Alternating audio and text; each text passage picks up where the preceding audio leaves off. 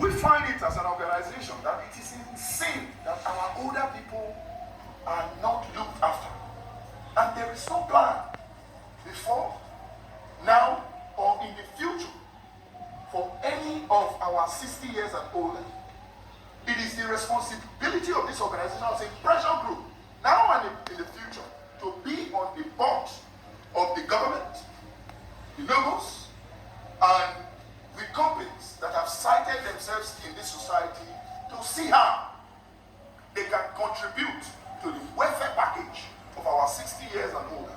Because the statistics that we have drawn, the research we have drawn, has shown us that majority of the young men in this society, our children, majority of them take the responsibility of feeding their parents.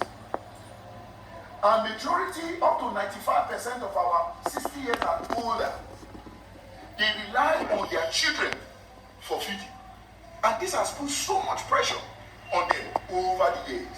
I was watching the television on Crime Watch when one young man was confessing the reason why he went to steal is simply because there is absolutely nothing to feed the parents, and there is no way the parents can get feeding without them, that the pressure on him is hard. So that is a reference to we beginning to plan now, because the Benin people say Ota, Ahole. So we should begin to plan now for the future of our elders. And also, we are promoting 65% job for Edo Indigenous. When we use Edo Indigenous, we mean the Edo people. This state is created for the Edo people. It's not created for just the ESANs. It's not created for just the Africans. And definitely it's not created for just the Benins. It's created for the Edo people and its entirety. And whatsoever is beneficiary to Mr. A is also good for Mr. B. And whatsoever is good for Mr. B is also good for Mr. C. And that is what EPIA stands for. EPIA is looking in the future to reduce the amount of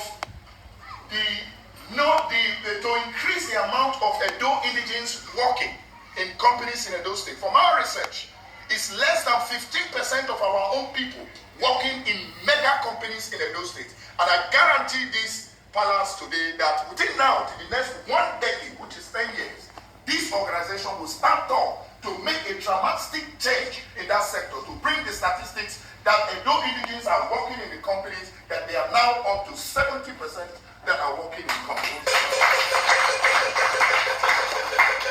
And also, it is also our responsibility to promote tax cuts for our Edo Indigenous investors.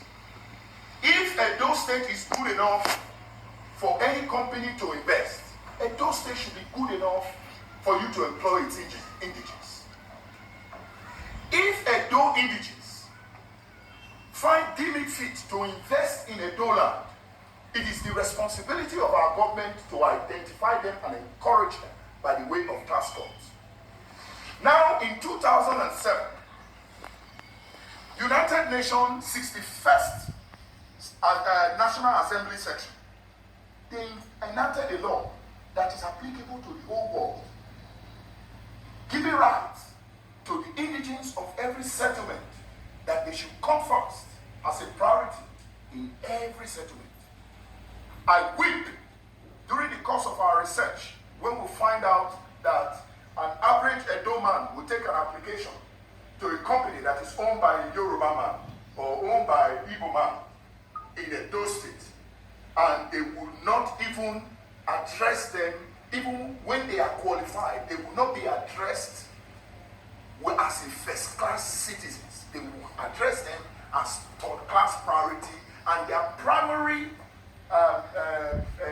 impression about the Edo people is that they are very lazy people. And it is a responsibility of this organization to change that. And also, we are also promoting a soft loan for Edo Energy, now and in the future. I have long said it in the media, in the press, that this is not the time for blame game to begin to blame the government of the day. Because all the government that has come to pass are guilty of this. Because Because if this plant was properly sold back in the days, we wouldn't have been reading this. Because even the present government is also a psychological victim to this effect. As I'm speaking to you, he is an indigene. The governor of the state is an indigene. So the plan and the vision of EPIA is a foundational structure that will go a long way to foundate the future of our children's children yet unborn. Because, Your Highness, as far as I'm concerned, the research we have done, we have sent letters to major companies in the states, up to 48 of them, including Preston, where casualization of our indigenous has gone. We have sent letters to Pre-Oil, we have sent letters to Panocean, we have sent letters to LPDC, we have sent letters to lots of the companies, and we have even met the senator representing Edo South, which is Honorable Matthew Rowidi. We went to a course meeting calling on him to address the issue of non-indigenous and the indigenous non-employment in Edo South. That he should wade into it in a hurry and make sure he measures up with our indigenous employment in places of work. And we also call on our indigenous to also participate in schooling to gain their certificates in order to qualify and to be ready that when we call them to take their position in all these companies, that their certificates will be ready, that will qualify them to catapult them to every position in Edo State. As far as I'm concerned, majority of the companies in Edo State, you barely find 1% of the directors as Edo indigenous. We need to change it. Companies coming in Edo State, it is the responsibility of those companies to appoint some of our indigenous as directors in those companies, rather than just having 100% non-indigenous as directors. If you go to other settlements, before you cite your business in that settlement, you enter an MOU with the localities, the indigenous, the leaders of the indigenous, or the government, that employment of the indigenous is a first priority. It is in 2010 that Goodluck Jonathan enacted a law. In 2010, April 22nd, the local content, which prioritized the indigenous first in every company in oil sector, which means you have to employ the indigenous first before you have to look at other people. And Your Highness, just for your information, this organization has done research about you. We have heard about your good works. We have heard about how you've been bringing people together. And this organization did it fit without fear of failure to, in a hurry, without too much thinking or ado, to call upon you, sir, to become one of our grand patrons.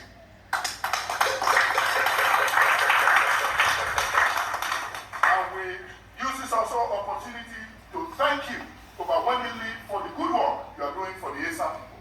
We want to use this time to call on you not to relent your efforts in the struggle of unity, not to relent your efforts in the struggle of putting your people together, and the love you have shown in the entire Edo, not only in the ESAN land.